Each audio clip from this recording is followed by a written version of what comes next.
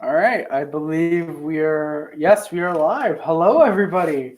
I'm considering this a video, even though this is actually being filmed live. If you, right off the bat, if you want to know how we did this or how I'm doing this live, or when I'm doing these live, just look up Montreal Canadiens schedule, find out when the game ends, and about 15 or so minutes, I usually go live at, I want to say 10.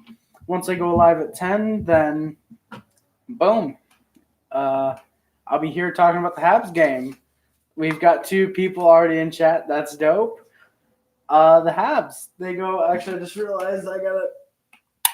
Oh, I got 0 viewers now. I just realized that I forgot to turn off this lamp.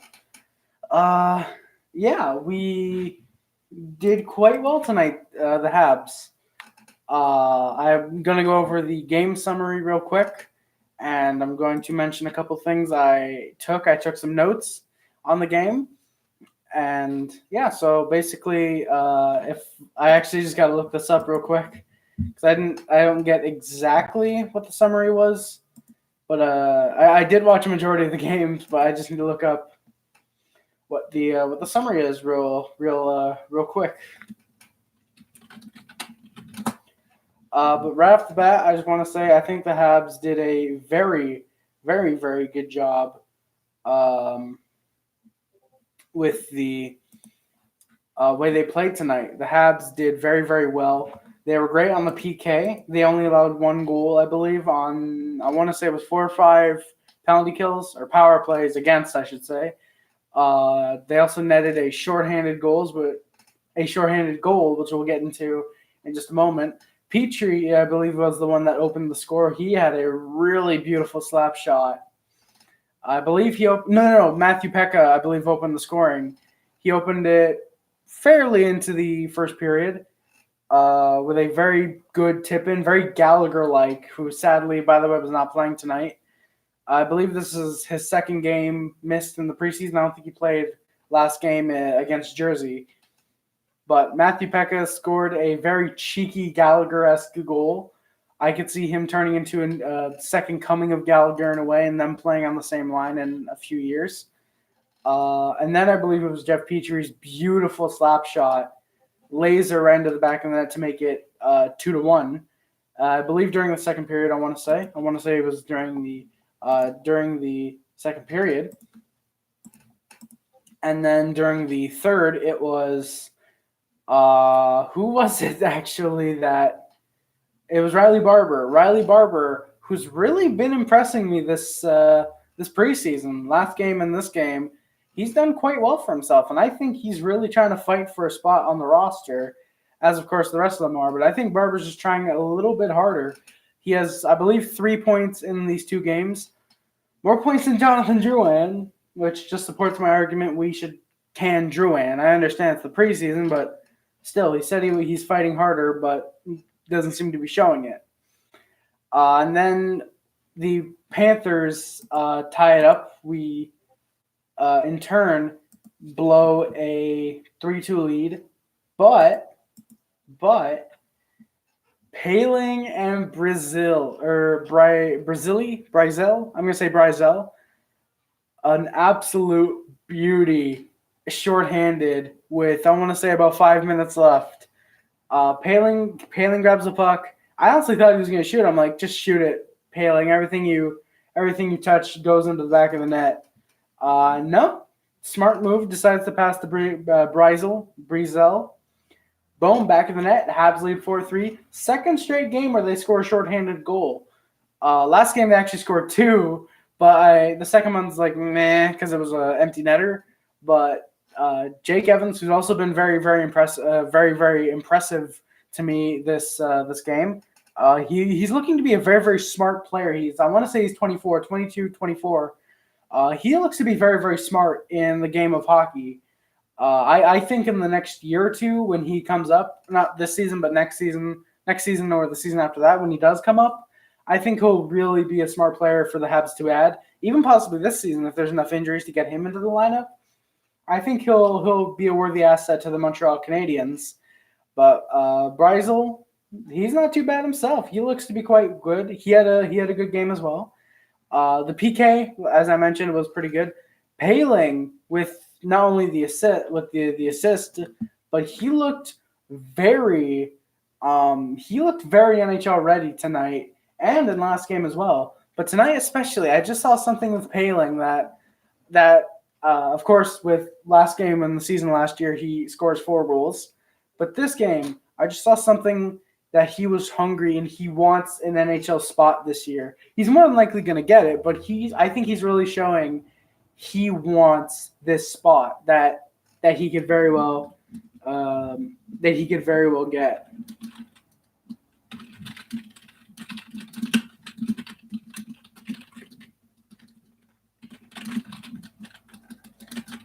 And actually, I wanted to mention real quick Lindgren. Um, Lindgren, I want to say, did quite well tonight. I'll say he obviously isn't Carey Price or wasn't Caden Primo yesterday, obviously, but he was still quite good. I think Caden Primo, will fight for a backup spot this year. I think it will ultimately go to Keith Kincaid. That's the reason the Habs signed him. But I think that they could call up Lindgren for a couple games if Kincaid, or knock on wood, worst case scenario, Price goes down. I think Primo would be a very, very good starter in the NHL. I'm obviously not this season, but I think in 2 or 3 seasons when he is called up and isn't Price's backup, sort of like how they had Price and Halak, I think that once you start phasing Price out, and you start getting Lindgren into the starting position for the Habs, I think he'll really fit into that starter role very, very well. Even though you are paying Carey Price $10.5 million, I think with Primo, he could be a great starter in the NHL for us and an amazing steal if he plays the way he did. Charles Lindgren as well. I got on about Primo a lot there, but Lindgren, he did quite well for himself as well tonight. Of course, he led in 3 goals. He made a lot of good saves near the end of the game, which is funny because I saw him making a lot of basic or like, okay, yeah, of course he makes that save. Not like, oh, of course he makes that save, but like, oh, yeah, that's good. He made that save. But near the end of the game is really when I was like, oh, they're scoring. No, Lindgren with a great save. Lindgren really, I think he's put more under pressure during end of game scenarios, and I think Lindgren knows he won't get an NHL backup role this year, but I think he is still playing like he wants one. He was good though. Though I do have to mention there were not a lot of shots, at least in the first. The entire game. I think the final shot counter was 19-17 for the Habs. But this was a very slow game. I would say there was a few scrimmages from what I saw, a few scrambles in the corner and such. A couple hits that just looked a little scary, but then you're like, oh, they just really collided into each other. It's just because they fell together, But yeah, Bradley Barber, he's impressing me this year. Cousins is also looking quite well, and actually wrote Evans, Cousins, Barber would be a great fourth line for the Habs. That's the only thing. I think I actually put them wrong. I put Evans, Cousins, Barber. I think it would actually go Cousins, Evans, Barber, or Cousins, Barber, Evans, because I believe both Barber and Evans are for our centers. But I think if the Habs wanted to take a risk, apologies. I think if the Habs really wanted to take a risk, doing Cousins, Evans, Barber on the fourth line, I think that would really work out for them. And you get a young player in Evans. You get a bit of an NHL veteran in Cousins, and another sort of ish veteran in Barber, playing all on the same line. I think that would really benefit Evans, and especially if you play him on like a penalty kill or a power play unit, that wouldn't be too bad, especially if he does play well. So yeah, Habs go 2-0 in the preseason. This season is looking very, very well if they keep playing the way they're playing thus far. Of course, they were third in shots overall last season. I'm not seeing that yet this year, obviously, because it's probably just preseason and they're not like, oh God, we're gonna shoot 40 shots a night.